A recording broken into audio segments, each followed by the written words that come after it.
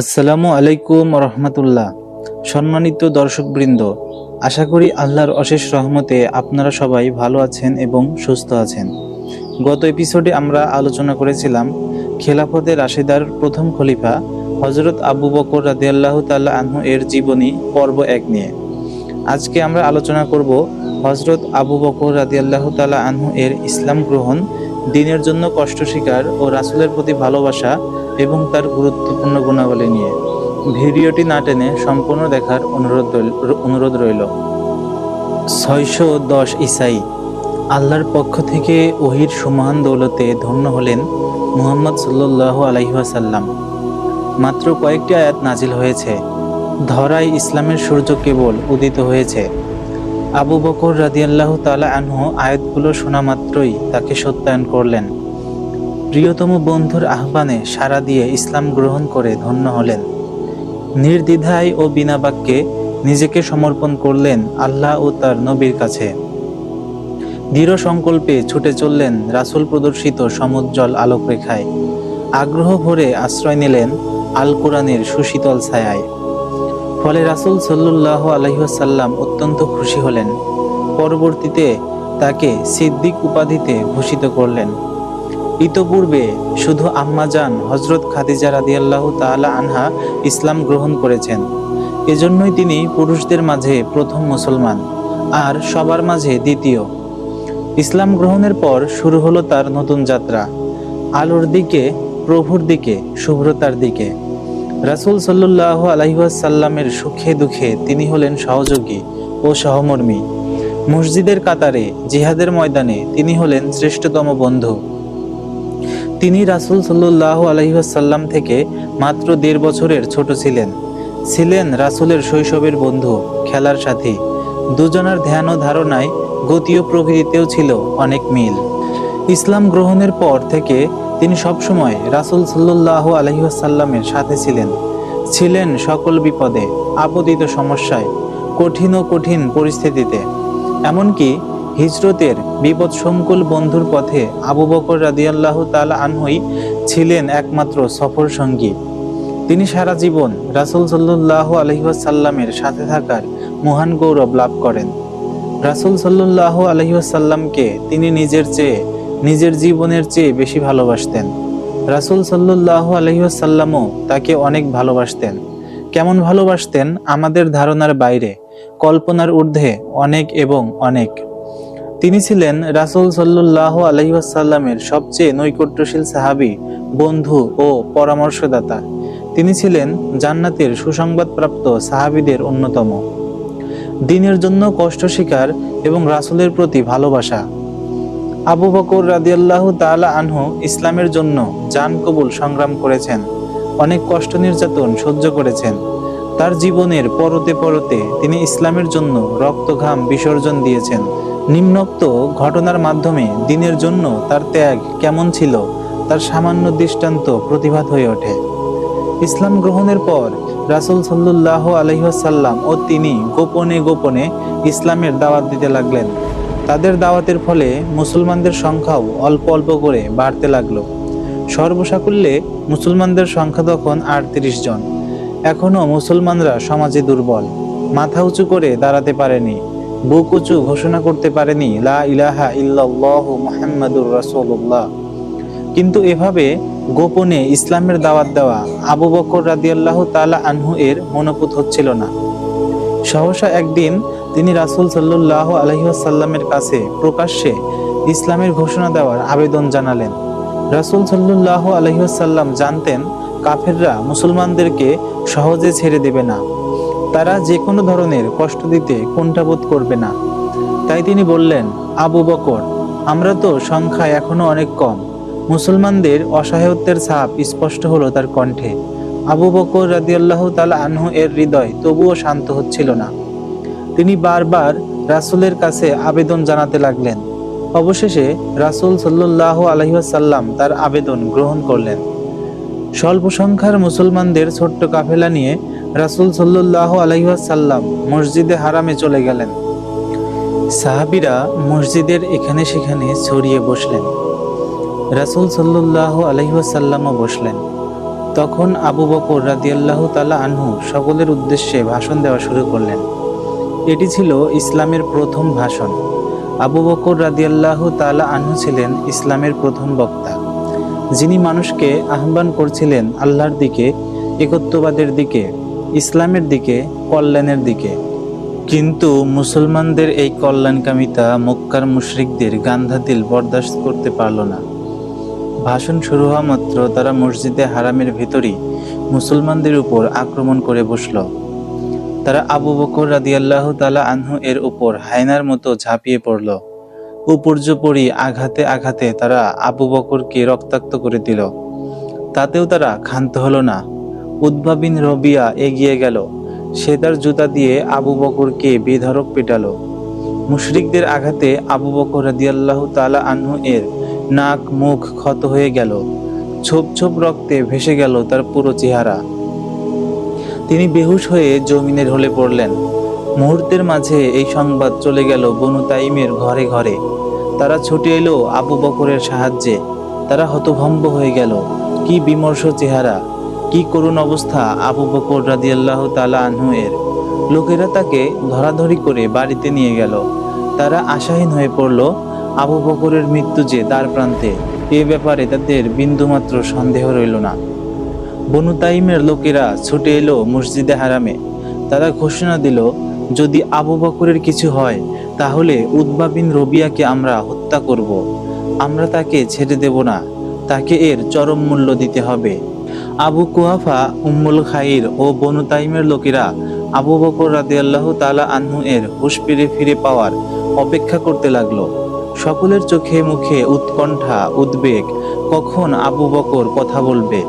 ইসলাম গ্রহণ করলেও আবু বকর তো তাদেরই সন্তান, তাদেরই গোত্রের। এভাবে সারাদিন চলে গেল। সন্ধ্যায় আবু বকর রাদিয়াল্লাহু তাআলা আনহু এর চোখ খুলল। তিনি সংজ্ঞা ফিরে পেলেন। তার মনে পড়ল মুশরিকদের আক্রমণের সময় রাসূল সাল্লাল্লাহু আলাইহি ওয়াসাল্লামও সেখানে উপস্থিত ছিলেন।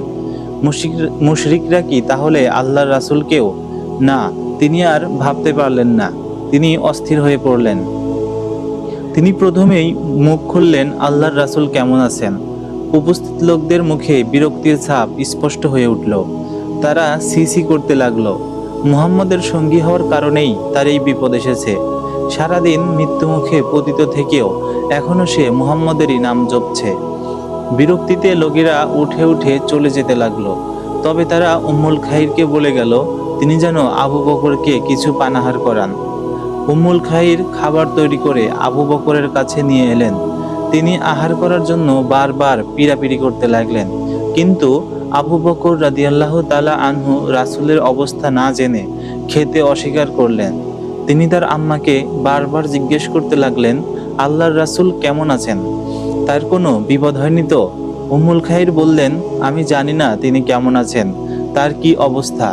আবু বকর রাদিয়াল্লাহু তাআলা আনহু বললেন, আপনি উম্মে জামিলের কাছে যান, তাকে জিজ্ঞেস করে জেনে আসুন। ছেলের তপ্ত হৃদয় শান্ত করতে, হৃদয়ের অস্থিরতা দূর করতে উম্মুল খাইর রাজি হলেন। তিনি উম্মে জামিলের কাছে গিয়ে বললেন, আবু বকর তোমার কাছে মুহাম্মদের অবস্থা জিজ্ঞেস করছে। উম্মে জামিল, তিনি ছিলেন ইসলামের ঘোরতর শত্রু খাত্তাবের কন্যা, বীর ওমরের বোন। তিনি তখন ইসলাম গ্রহণ করেছেন, কিন্তু তিনিও অন্যদের মতো ভয় ও আশঙ্কায় ইসলামের কথা গোপন রেখেছেন। উম্মুল খাইর আল্লাহ রাসূলদের কথা জিজ্ঞেস করলে উম্মে জামিলের মনে তার গোপনীয়তা প্রকাশ হয়ে যাওয়ার আশঙ্কা দানা বেঁধে উঠল। তাই তিনি বললেন, কে মুহাম্মদ, কে আবু বকর? আমি তাদের চিনি না, তবে আপনি চাইলে আমি আপনার সাথে তাকে দেখতে যেতে পারি। উম্মুল খাইর তার সাথে উম্মে জামিলকে নিয়ে ফিরলেন। আবু বকর রাদিয়াল্লাহু তাআলা আনহু এর নির্মম ও করুণ পরিস্থিতি দেখে উম্মে জামিল নিজেকে সংবরণ করতে ব্যর্থ হলেন। তিনি হাউমাউ করে কেঁদে দিলেন, বললেন, তারা কি নির্মমভাবে আক্রমণ করেছে, আল্লাহ তাদেরকে ধ্বংস করুক। তখন আবু বকর রাদিয়াল্লাহু তাআলা আনহু তাকে জিজ্ঞেস করলেন, বলুন আল্লাহর রাসূল কেমন আছেন? উম্মে জামিল তখনও সংশয়বোধ করছিলেন। তিনি বললেন, আপনার আম্মা কাছে আছেন, তিনি শুনে ফেলতে পারেন। কিন্তু নবী প্রেমে উদ্বেলিত আবু বকর রাদিয়াল্লাহু তাআলা আনহু এর হৃদয় কিছুতেই শান্ত হচ্ছিল না। তিনি ধৈর্য ধরতে পারছিলেন না। তিনি বললেন, আম্মার ব্যাপারে নিশ্চিন্ত থাকুন। বলুন, আমার রাসূল কেমন আছেন? উম্মে জামিল তাকে সুখকর সংবাদ দিলেন। বললেন, আল্লাহর রাসূল সুস্থ ও নিরাপদ আছেন। এই কথা শুনে আবু বকর রাদিয়াল্লাহু তাআলা আনহু এর তপ্ত হৃদয় কিছুটা শান্ত হলো। তবে তিনি আল্লাহর রাসূলকে না দেখে থাকতে পারছিলেন না। তাই তিনি জিজ্ঞেস করলেন, রাসূল এখন কোথায় আছেন? তিনি এখন আরকাম বিন আরকামের গৃহে, জবাব দিলেন উম্মে জামিল। আবু বকর রাদিয়াল্লাহু তাআলা আনহু তখন বললেন, আল্লাহর শপথ, আমার পিয়ারা হাবিবকে না দেখা পর্যন্ত খাবার পানি কিছুই আমি স্পর্শ করব না। কি আশ্চর্য! আঘাতে আঘাতে জর্জরিত হয়েছেন, দীর্ঘ সময় বেহুশ থেকেছেন, এখন পর্যন্ত এক লোকমা দানা পানিও পেটে পড়েনি, অথচ শপথ করে বসে আছেন আল্লাহ রাসূলকে না দেখে তিনি পানাহার করবেন না। উম্মুল খাইর ভাবছিলেন রাসূলের সংবাদ শোনার পর হয়তো কিছু খাওয়াতে পারবেন, কিন্তু এখন দেখলেন ছেলে তার শপথ করে বসে আছে। অগত্যা তিনি রাসূলের কাছে নিয়ে যাওয়ার সিদ্ধান্ত নিলেন। কিন্তু তখনও মক্কার পথে পথে লোকজনের আনাগোনা চলছিল, তাই তিনি মক্ষম সময়ের অপেক্ষায় রইলেন। রাত গভীর হলো। উম্মুল খাইর ও উম্মে জামিলের কাঁধে ভর দিয়ে ঘর থেকে বের হলেন আবু বকর রাদিয়াল্লাহু তাআলা আনহু। ধীরে ধীরে গিয়ে আরকাম রাদিয়াল্লাহু তাআলা আনহু এর ঘরে পৌঁছলেন। রাসূল সাল্লাল্লাহু আলাইহি ওয়াসাল্লামকে দেখেই তাকে জড়িয়ে ধরে কেঁদে দিলেন। রাসূল সাল্লাল্লাহু আলাইহি ওয়াসাল্লামও তাকে অশ্রুসিক্ত চোখে জড়িয়ে ধরলেন, তাকে চুম্বন করলেন। হযরত আবু বকর রাদিয়াল্লাহু তাআলা আনহু এর আঘাত ছিল খুবই গভীর, নাক মুখ থেতলে গিয়েছিল, তাকে ভালো করে চেনাও যাচ্ছিল না। উপস্থিত সাহাবায়ে কেরাম তার এই অবস্থা দেখে কান্নায় ভেঙে পড়লেন। পিয়ারা হাবিবকে নিরাপদে দেখে আবু বকর রাদিয়াল্লাহু তাআলা আনহু এর হৃদয়ে প্রশান্তি ছেয়ে গেল, কিন্তু তার দুঃখ ভুলে গেলেন। তারপর তিনি বললেন, হে আল্লাহর রাসূল, আপনার জন্য আমার পিতামাতা উৎসর্গ হোক। আমার কোনো দুঃখ নেই, কিন্তু দুশমন আমার চেহারার নাজুক অবস্থা করে ফেলেছে। তারপর তিনি তার মায়ের দিকে ইশারা করে বললেন, আল্লাহর রাসূল, তিনি আমার সম্মানিত আম্মা, আপনি তার হেদায়েতের জন্য দোয়া করুন, তাকে ইসলামের দাওয়াত দিন। রাসূল সাল্লাল্লাহু আলাইহি ওয়াসাল্লাম উম্মুল খাইরকে ইসলাম গ্রহণের প্রতি উদ্বুদ্ধ করলেন। উম্মুল খাইর সত্য থেকে মুখ ফেরাতে পারলেন না, তিনি ইসলাম গ্রহণ করে ধন্য হলেন।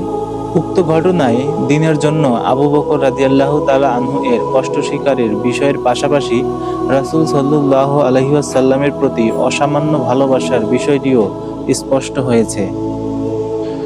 আবু বকর রাদিয়াল্লাহু তাআলা আনহু এর গুরুত্বপূর্ণ গুণাবলী।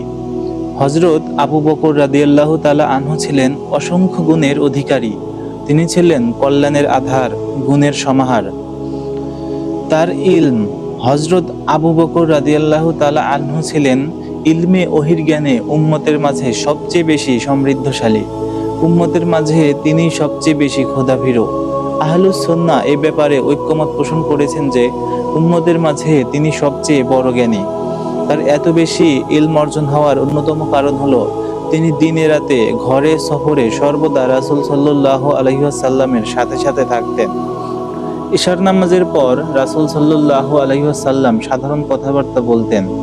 তখন রাসূল সাল্লাল্লাহু আলাইহি ওয়াসাল্লাম তার সাথে মুসলমানদের বিভিন্ন বিষয়ে আলোচনা করতেন।